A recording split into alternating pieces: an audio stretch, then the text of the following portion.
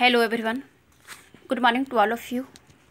आइए आज हम लोग सोशलिज्म को पढ़ेंगे, जानेंगे समाजवाद क्या है, इसके कॉन्सेप्ट को समझेंगे, इसकी परिभाषाएं जितने विद्वान ने दिया है उन सब के बारे में पढ़ेंगे और जो भारत में जो इसका समाजवाद का विकास किस प्रकार से हुआ इसे भी जानेंगे। इसकी कुछ लक्षण भी है, इसे भी जानेंगे। उसके बाद समाजवाद के कुछ एलिमेंट भी है, उस एलिमेंट्स को भी जानेंगे। फिर समाजवाद के गुण एवं दोष को भी पढ़ेंगे। आइए एक एक स्टेप जो है समाजवाद के बारे में पढ़ते हैं।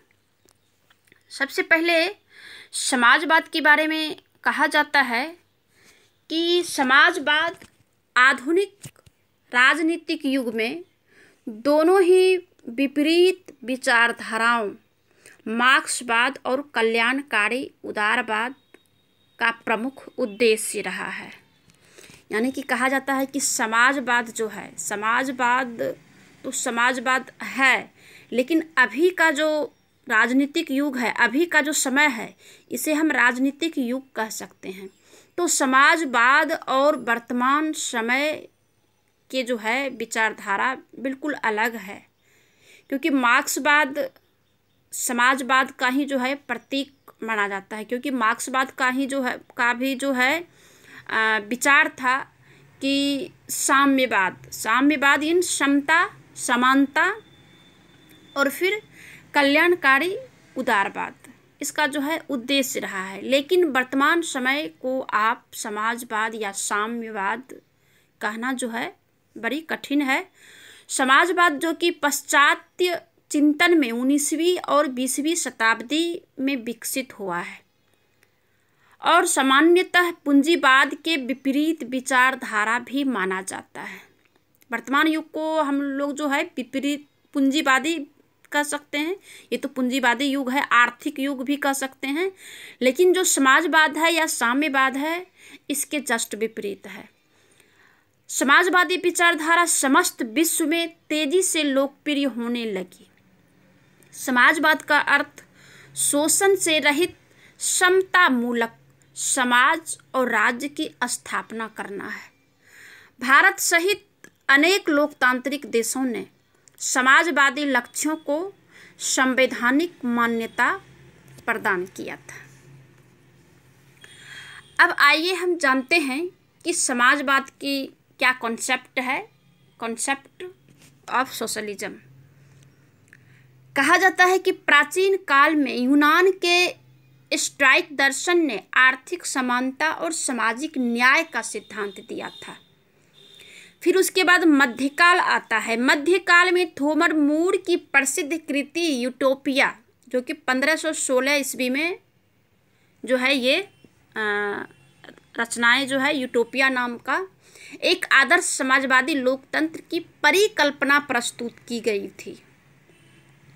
और फिर 17वीं शताब्दी में बेकन ने अपनी पुस्तक न्यू अटलांटिस में समाजवादी विचारों का कुछ उल्लेख किया था।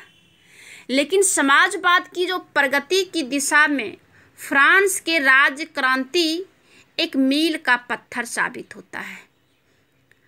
जब क्रांति के ध्येय वाक्य में समानता, स्वतंत्रता और बंधुत्व को शामिल किया गया, तो इसी दौर में फ्रांस के बेवियफ ने समाजवादी सिद्धांतों की वकालत की। बेवियफ के विचारों को बाद में ब्लैंकी ने इसे प्रसारित किया था। फिर 19वीं शताब्दी में संत Simon, Charles Fourier, Robert oven जैसे विचारकों ने पूंजीवाद के दोषों को मानवीय सचेतना के आधार पर दूर कर सामाजिक आर्थिक कल्याण की बात की। फिर प्रूधो ने अपनी पुस्तक व्हाट इज प्रॉपर्टी, प्रूधो की पुस्तक है व्हाट इज प्रॉपर्टी, इसमें निजी संपत्ति को चोरी की संज्ञा दी और राज्य समाप्त करने की भी बात कहकर बेकुनिन तथा अन्य जो अराजकतावादियों ने एक नई समाजवादी परंपरा की शुरुआत की थी। उसके पश्चात समाजवाद की अनेक धाराएं यथा जैसे फेबियनवाद, श्रेणी समाजवाद, श्रमिक संघवाद, संघवाद इत्यादि जो है विकसित हुए थे। जॉर्ज बर्नार्ड शो, GDH कोल, जॉर्ज सोरेल जैसे विचारकों ने समाजवाद की उक्त धाराओं का सिद्धांत प्रतिपादित किया था। 19वीं सदी में साम्यवाद व मार्क्सवादी समाजवाद का प्रादुर्भाव होता है। मार्क्सवादी समाजवाद का उदय होता है 19वीं सदी में। इसका विधिवत सिद्धांतिक सूत्रपात जो है 1848, ये 1848 जो है मार्क्स का जन्म का समय है।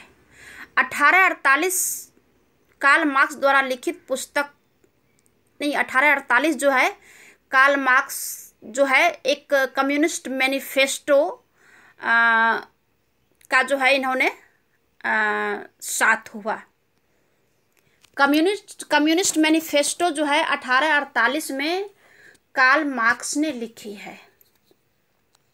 उसके बाद औद्योगिक क्रांति जिसने कि शहरी श्रमिक वर्ग को जन्म दिया। ये वही समय है जब कार्ल मार्क्स ने, औद्योगिक क्रांति का समय था और उस समय श्रमिक, शहर में जो श्रमिक वर्ग था उसका जन्म होता है और समाजवादी क्रांति को संभव बनाया। सबसे पहले इंग्लैंड में हुई थी, इस कारण इंग्लैंड को समाजवादी विचारधारा का घर कहा जाता है। इस बात को याद रखना है कि ये क्रांति जो है समाजवादी के बारे में सबसे पहले इंग्लैंड में शुरुआत होता है और इसीलिए इंग्लैंड को समाजवादी विचारधारा का घर कहा जाता है। ब्रिटिश लोगों ने अपने स्वभाव और जीवन मूल्यों के अनुरूप ही समाजवाद के विचारों को अपनाया। ईसाई धर्म के एक ग्रंथ जो है बाइबिल या साम्यवाद के एक विचारक कार्ल मार्क्स या उनकी जो रचनाएं हैं साम्यवादी घोषणा पत्र यानी कम्युनिस्ट मैनिफेस्टो, इनकी भांति समाजवाद का कोई एक विचारक या कोई एक ग्रंथ प्रेरणा स्रोत के रूप में नहीं है। विलियम इबनस्टीन के शब्दों में इन्होंने कहा है कि इंग्लैंड में अधिकांश वे जो है प्रभावशाली समाजवादी विचारक रहे हैं जिन्हें कि राजनीतिक दलों या शासन में कोई महत्वपूर्ण स्थान प्राप्त नहीं थी, किंतु उनका जो प्रभाव था मुख्यतः उनकी नैतिक शक्ति और उनके लेखन की शैली के कारण था। जिन विचारकों ने समाजवाद की सामान्य व्याख्या की उसमें जो है कौन कौन आते हैं, उनका नाम है R.S. Tawney, Ramsay MacDonald, Sidney Beatrice, Webb, Harold Laski, Clement Attlee, Darwin. America में है नॉर्मन थॉमस और भारत में है पंडित जवाहरलाल नेहरू, राम मनोहर लोहिया और पंडित दीनदयाल उपाध्याय का नाम जो है प्रमुखता से लिया जाता है। उसके बाद आइए हम जानते हैं कि समाजवाद का अर्थ क्या है, मीनिंग ऑफ सोशलिज्म। तो जानेंगे कि समाजवाद एक आर्थिक सामाजिक दर्शन है। समाजवादी व्यवस्था में धन संपत्ति का स्वामित्व व वितरण समाज के नियंत्रण के अधीन रहता है। समाजवाद प्रजातांत्रिक मार्ग को अपनाते हुए समता मूलक समाज की स्थापना पर बल देता है। राजनीतिक क्षेत्रों में इसकी आस्था मानवीय स्वतंत्रता पर आधारित उदारवादी दर्शन में है, लेकिन राज्य के कार्य क्षेत्र के संदर्भ में यह लोक कल्याणकारी राज्य की स्थापना पर जो है ज़्यादा बल देता है।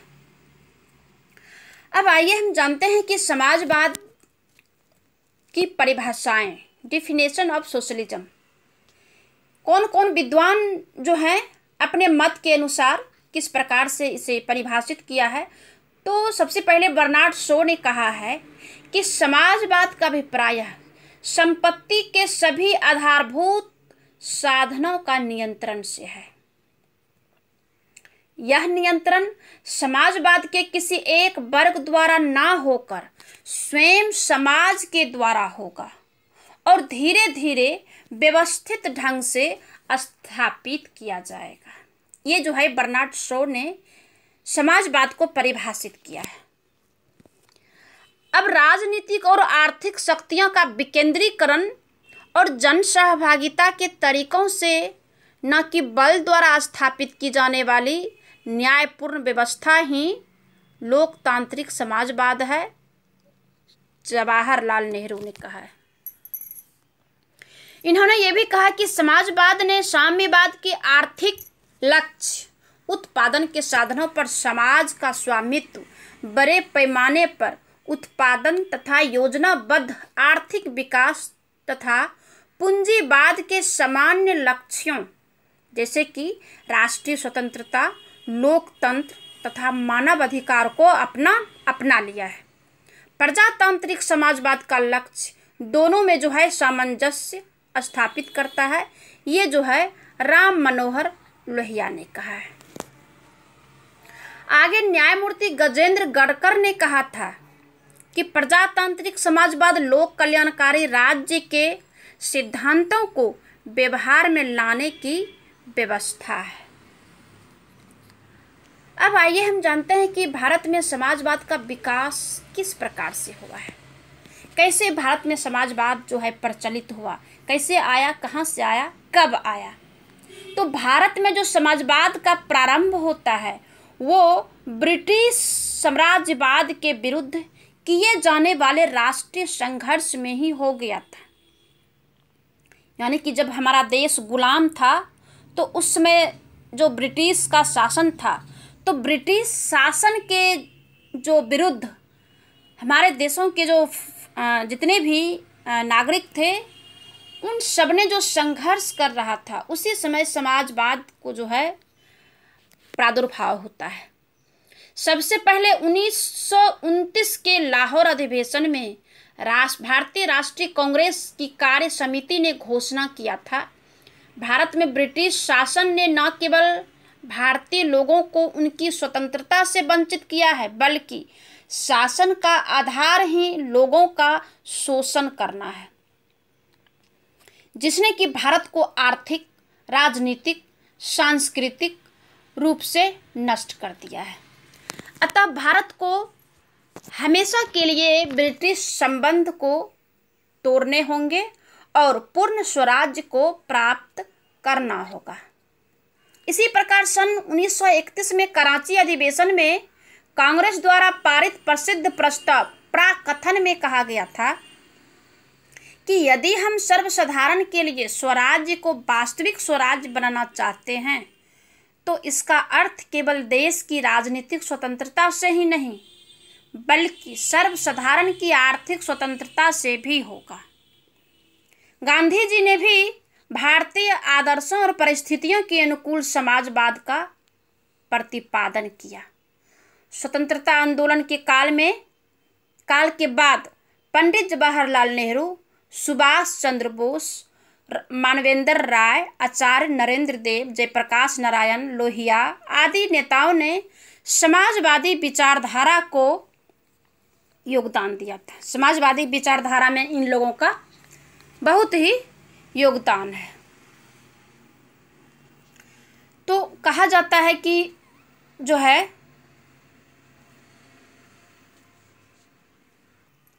स्वतंत्रता प्राप्ति से लेकर अब तक जो है केंद्र के शासक दल और विपक्षी सभी के द्वारा अपने आप को समाजवाद का पक्षधर घोषित किया जाता रहा है, लेकिन व्यवहार में अब तक इस दिशा में कुछ किया गया है वह निश्चित रूप से अपूर्ण माना जाएगा, क्योंकि आर्थिक आधार पर समाज में खाई अब तक जो है पहले से भी काफ़ी हो गया है। तो हम कैसे जो है समाजवादी जो है हम किन्हीं को हम कह सकते हैं।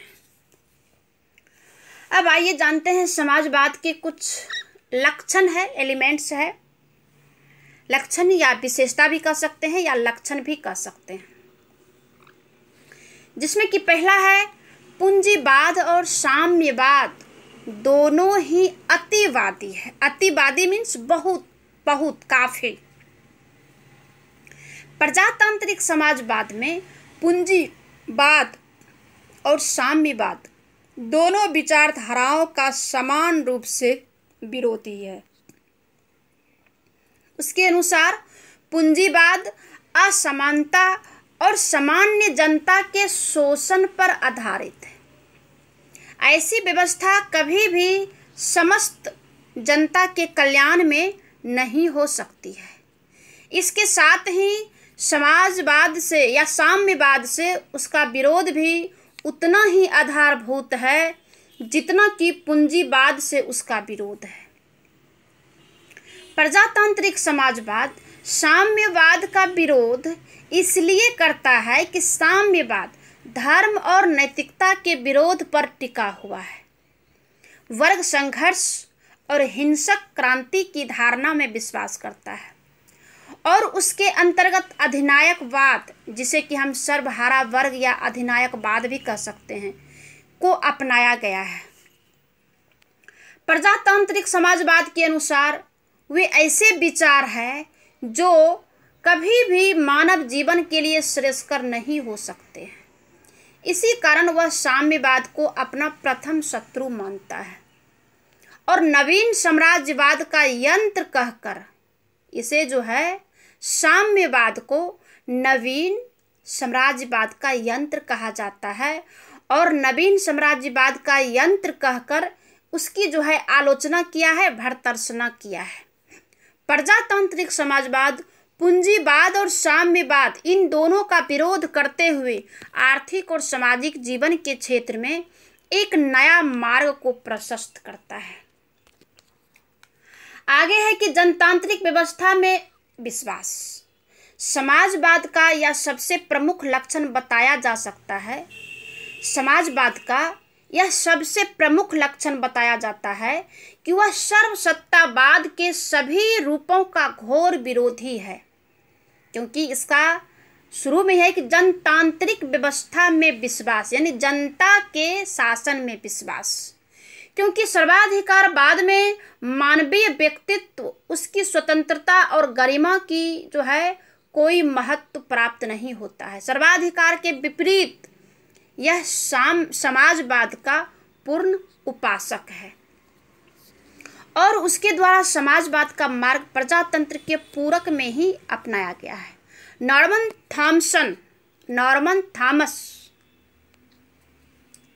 थॉम्स के शब्दों में इन्होंने समाजवाद को प्रजातंत्र की ही पूर्ण सिद्धि कहा है। प्रजातांत्रिक समाजवाद का यह दृढ़ विश्वास है कि आर्थिक और सामाजिक क्षेत्र में जो भी परिवर्तन किए जाने हो उनके लिए प्रजातांत्रिक पद्धति को ही अपनाया जाना चाहिए। तीसरा है कि मानवता में विश्वास। ये समाजवाद की जो विशेषता है या लक्षण है, तीसरा लक्षण है कि यह मानवता में विश्वास करता है। पूंजीवाद और साम्यवाद दोनों विचारधाराओं के अंतर्गत मानव को एक आर्थिक प्राणी माना गया है, किंतु समाजवाद मानव को एक नैतिक प्राणी मानता है। पूंजीवाद इस गलत धारणा पर आधारित है कि व्यक्ति केवल लाभ या दंड के भय से ही क्रियाशील होता है। साम्यवाद मानते हैं कि हिंसा, भय या आतंक जैसे मानवीय तत्वों के आधार पर ही कोई कार्य किया जा सकता है, किंतु मनुष्य एक भौतिक या आर्थिक प्राणी नहीं बल्कि एक नैतिक प्राणी भी है। यह केवल भौतिक विचारों से ही नहीं वरन आदर्शों और आशाओं से भी प्रभावित होता है। सहयोग, सामाजिकता और भ्रातृत्व की भावनाओं के आधार पर यह कार्य भी करता है। समाजवाद मानवीय प्रकृति के संबंध में इसी आशावादी दृष्टिकोण को अपनाता है। आगे है आध्यात्मिक व नैतिक मूल्यों का समर्थन। समाजवाद का विचार है कि समस्त सामाजिक व्यवस्था धर्म और नैतिकता पर टिकी हुई है और यदि इस आधार को मिटाने का यत्न किया गया तो समस्त व्यवस्था ढह जाएगी। समाजवाद के अधिकांश प्रतिपादकों द्वारा समाजवादी की प्रेरणा धर्म से की गई है, लेकिन धर्म और नैतिकता से समाजवाद का आशय कर्मकांड, भाग्यवाद या धार्मिक जीवन की अन्य कुप्रवृत्तियों को अपनाने से नहीं, बल्कि मानवता को गरिमा देने से है। इसके साथ ही समाजवाद अपने आप को किसी एक विशेष धर्म से नहीं, बल्कि सभी धर्मों के समान रूप से प्रतिपादित नैतिकता और आध्यात्मिकता के समान सिद्धांतों से ही संबंध होता है। इसका जो है इसकी अगली विशेषता है वर्ग संघर्ष के स्थान पर वर्ग सहयोग पर बल। कहा जाता है कि जितने भी वर्ग है उसमें संघर्ष नहीं, एक दूसरे के सहयोग पर बल देता है।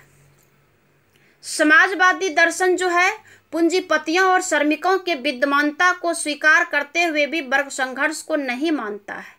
वर्ग संघर्ष की भावना दूषित और हिंसात्मक वातावरण को जन्म देती है और औद्योगिक क्षेत्र में उत्पादन बढ़ाने के बजाय गतिरोध का कारण बनता है। इसकी जो अगली विशेषता है वो आर्थिक व राजनीतिक स्वतंत्रता का पक्षधर है, यानी कि आर्थिक और राजनीतिक के क्षेत्र में आर्थिक और राजनीतिक की जो स्वतंत्रता है इसके पक्ष की बातें करते हैं। साम्यवादी आर्थिक स्वतंत्रता को ही व्यक्तियों के लिए अति आवश्यक मानता है। उनके अनुसार काम का अधिकार, उचित पारिश्रमिक और अवकाश का अधिकार ही व्यक्तियों के लिए सब कुछ मानता है। और दूसरी ओर जो पूंजीवाद है यह नागरिकों की राजनीतिक स्वतंत्रता पर बल देता है, लेकिन यह आर्थिक स्वतंत्रता के महत्व को स्वीकार नहीं किया जा सकता। लेकिन समाजवादी व्यवस्था व्यक्ति के विचार, भाषण, संगठन और सम्मेलन आदि की जो है राजनीतिक स्वतंत्रताएं आवश्यक माना जाता है। आगे है उत्पादन और वितरण पर जनतांत्रिक नियंत्रण। कहा जाता है कि जो भी उत्पादन होता है और उस उत्पादन का जो वितरण किया जाता है उस पर जो है जनता का नियंत्रण होना चाहिए। ये जो है समाजवाद की विशेषता कहा है। आगे कहा है कि उत्पादन का लक्ष्य समाजीकरण होना चाहिए। समाजवाद के लिए जो है शुरू से ही हर क्षेत्र में राष्ट्रीयकरण पर अधिक बल दिया गया है, लेकिन शीघ्र ही यह अनुभव किया गया कि राष्ट्रीयकरण आर्थिक क्षेत्र की सभी समस्याओं का समाधान नहीं कर सकता है। अतः संशोधित व्यवस्था में समाजवाद द्वारा राष्ट्रीयकरण के स्थान पर समाजीकरण पर बल दिया गया। राष्ट्रीयकरण का तात्पर्य होता है उद्योगों पर सार्वजनिक स्वामित्व से है, लेकिन समाजीकरण का तात्पर्य होता है कि उद्योग चाहे सार्वजनिक क्षेत्र में हो या निजी क्षेत्र में, लेकिन उस पर जनता का नियंत्रण होना चाहिए। आगे कहा है कि संपत्ति के असीमित संग्रह के विरुद्ध, यानी समाजवाद जो है यह संपत्ति का जो असीमित संग्रह किया जाता है, संपत्ति का जो अर्जन किया जाता है, बेतहाशा जो अर्जन किया जाता है, यानी कि एक तरह से ये पूंजीवाद ही हुआ। तो ये जो पूंजीवाद के ये विरुद्ध है। समाजवाद जो है निजी संपत्ति को समाप्त करने के स्थान पर उसे सीमित करने की बात करते हैं। समाजवाद के अनुसार जो संपत्ति शोषण को जन्म देती है उसे समाप्त कर देना चाहिए, जैसे कि बड़े बड़े उद्योगपति जो है। आगे है श्रेष्ठ मानव जीवन का लक्ष्य, यानी कि समाजवाद का लक्ष्य होना चाहिए श्रेष्ठ मानव जीवन का। मानव जो है सबसे श्रेष्ठ है, उसके बाद ही किसी का स्थान आता है। समाजवाद राज्य को एक बुराई या शोषण का एक यंत्र ना मानकर उसे सामाजिक सद्गुणों को विकसित करने वाली संस्था मानता है और इस बात का भी प्रतिपादन करता है कि राज्य का कार्य क्षेत्र अधिक से अधिक व्यापक होना चाहिए। सभी समाजवादी इस बात को स्वीकार भी करते हैं। अब आइए हम जानते हैं कि समाजवाद के कुछ प्रमुख तत्व भी है, मेन एलिमेंट्स ऑफ सोशलिज्म। इसमें सबसे पहला है कि धनवानों की बढ़ती हुई आय पर आयकर लगाना चाहिए और प्राप्त राशि का उपयोग निर्धनों के हित में किया जाना चाहिए। दूसरा कहा है कि काले धन का संग्रहण हर हालात में रोका जाए। जैसा कि कुछ दिन पहले से हमारे जो देश के प्रधानमंत्री जी हैं, इन्होंने कहा था कि जो भी काले धन भारत के बाहर भी है और जो भारत में भी है, उसे जो है उस पर रोक लगाने के लिए जो है क्या किए, नोटबंदी किए। और ये समाजवाद का भी कहना था कि काले धन का जो संग्रह करता है, जो अर्जित करता है, इसे रोका जाना चाहिए। आगे है कि कृषि भूमि पर जोतने वाले का अधिकार होना चाहिए। ये जो अभी का समय है, संभव नहीं है कि कृषि भूमि पर जो भी जोतेगा उसी का हो जाएगा, ये बिल्कुल भी संभव नहीं है। ये अभी के समय में अप्रासंगिक कह सकते हैं, प्रासंगिक वर्तमान युग में नहीं है, क्योंकि जोतने वाला कुछ बटाईदार भी होते हैं और बहुत तरह का खेती में जो है प्रक्रिया है, तो कोई भी जोत सकता है। तो इसका मतलब ये नहीं होगा कि जो जोतेगा उसी का हो जाना चाहिए। कुछ नियम कानून में थोड़ा सा सरल होना चाहिए, जो कि खेत जोते तो ज़्यादा से ज़्यादा उसे जो है लाभ मिले, ये संभव है। लेकिन ये जो है अभी के समय में प्रासंगिक नहीं है। आगे है कि जिससे अर्थव्यवस्था पर राज्य का प्रभावी नियंत्रण हो, निजी उद्योगों का राज्य द्वारा निर्देशन किया जाना चाहिए, जिससे उनका संचालन सामाजिक हित की दृष्टि से हो। ये बिल्कुल सही है, क्योंकि जो निजी उद्योगपति हैं, जितने भी उद्योगपति हैं, उन्होंने जो है बहुत कम पारिश्रमिक देकर लोगों को जो है काम कराता है और उसका एक तरह से कहिए शोषण भी करता है। तो इस पर कहता है कि सरकार का जो है नियंत्रण होना चाहिए। ये बिल्कुल सही है। आगे है कि आर्थिक असमानता तत्काल दूर की जानी चाहिए। आर्थिक असमानता को तो बिल्कुल ही दूर की जानी चाहिए, लेकिन इसकी जो भी प्रक्रिया है, ये भी जो है प्रक्रिया से ही होगा। कोई अगर बहुत जो है मेहनत करके अगर पैसा कमा रहा है और कोई अगर बैठा हुआ है, तो दोनों में आर्थिक रूप से समान नहीं हो सकता है। तो इसीलिए जो है आर्थिक असमानता की बात भी जो है वर्तमान युग में, मेरा जो पर्सनल रहा है, ये आज के समय में भी अप्रासंगिक हो गया है। क्योंकि मेहनत जो करेगा तो उसे जो है आर्थिक रूप से जो है मजबूत होना चाहिए, और जो बैठेगा, जो काम नहीं करेगा, जो काम चोर जिसे कह सकते हैं, या फिर जो किसी भी वजह से अगर वो काम नहीं करते हैं, तो वो एक नहीं हो सकता है। आगे है कि राज्य के द्वारा अधिक से अधिक कल्याणकारी सेवाओं की व्यवस्था की जानी चाहिए, जिससे कि नागरिक सुखी जीवन व्यतीत करे। बहुत हद तक ये भी सही है कि जो सरकार है, अधिक से अधिक कल्याणकारी सेवा की जो है व्यवस्था की जानी चाहिए, जिससे लोगों को राहत मिले। उसके आगे आर्थिक विकास हेतु नियोजन की पद्धति को अपनाया जाना चाहिए, जो कि बिल्कुल सही है। अब आइए हम जानते हैं कि समाजवाद के गुण क्या है।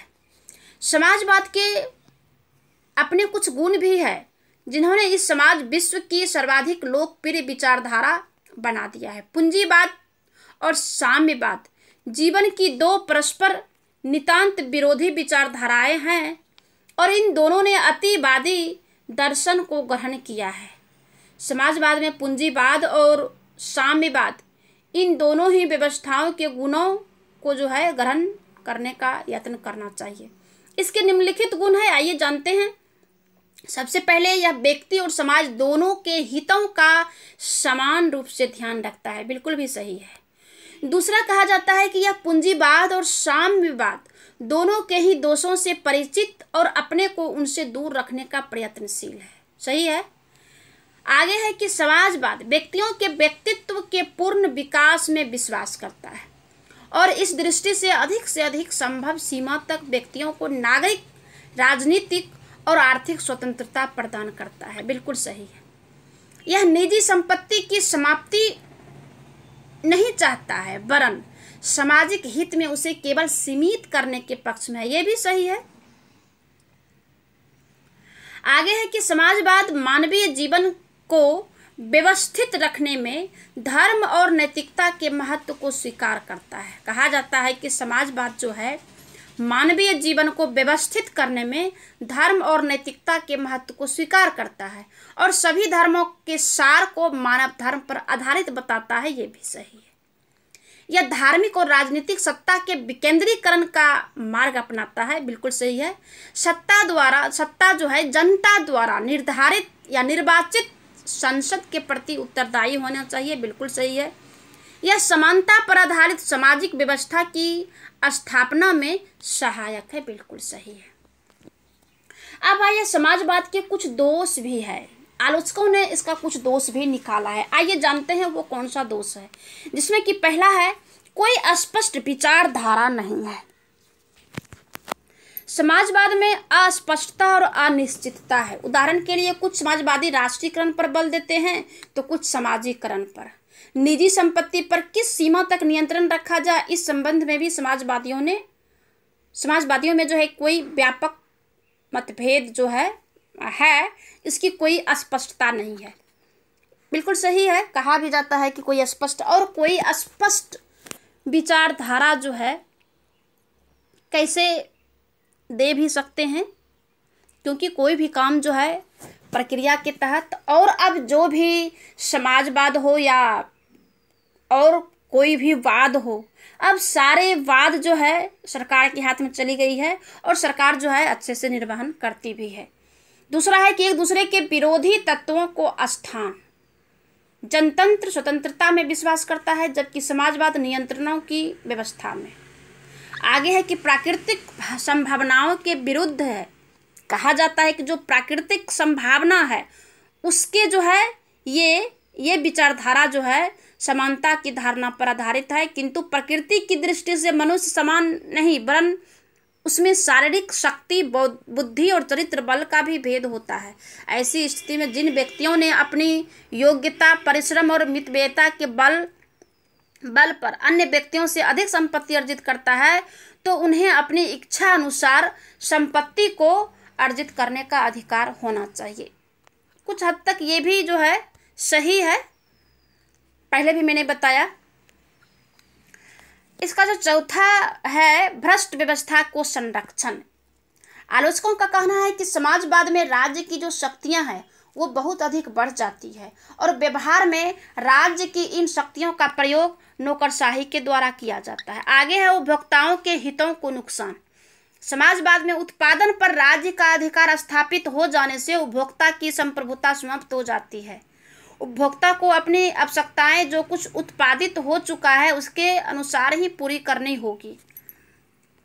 ये कुछ हद तक इसे सही भी कह सकते हैं और गलत भी कह सकते हैं, क्योंकि अगर जो निजी संपत्ति या जो औद्योगिक जो व्यक्ति है या जो पर्सन है जो उद्योग करता है और फिर सारी प्रक्रिया से जो या किसी भी प्रक्रिया से अगर वो संपत्ति को अर्जित करता है तो उसे फूल फ्री कैसे छोड़ सकते हैं। उसमें सरकार की हस्तक्षेप होनी चाहिए, क्योंकि ये जो उत्पादन करता है ये देसी भी हो सकते हैं और विदेशी भी हो सकते हैं। अभी हाल ही में जो पूरे वर्ल्ड में एक टैक्स का जो है प्रक्रिया को अपनाया है पूरे वर्ल्ड ने, क्योंकि कोई भी देश है, अपना ही देश में कोई उद्योगपति है या फिर दूसरे देश में जाकर के कोई उद्योग करता है, तो जब तक कि कोई ठोस सरकार का भी कोई अगर निर्णय नहीं होगा तो वो भी जो है बहुत मनमानी करेगा। तो ये जो है पूर्ण रूप से इसे हम सही नहीं मानते हैं। अब जो है ये निष्कर्ष के रूप में हम कह सकते हैं कि समाजवाद की उपर्युक्त प्रकार से जो आलोचनाएं की गई है, तो इन सभी आलोचनाओं के बावजूद हम कह सकते हैं कि इन आलोचनाओं का सैद्धांतिक दृष्टि से कुछ महत्व हो सकता है, लेकिन जब व्यवहार का संबंध है तो हमारे सम्मुख प्रजातंत्र के समान ही समाजवाद का कोई विकल्प नहीं है। जैसा कि मैंने अभी बताया कि जो सरकार कुछ जो है आलोचना सही भी है और कुछ जो है पूर्ण रूप से सही, इसे जो है हम नहीं कह सकते हैं। तो समाजवाद जो है ख़त्म होता है और फिर आगे दूसरा टॉपिक बताएंगे। तब तक के लिए धन्यवाद।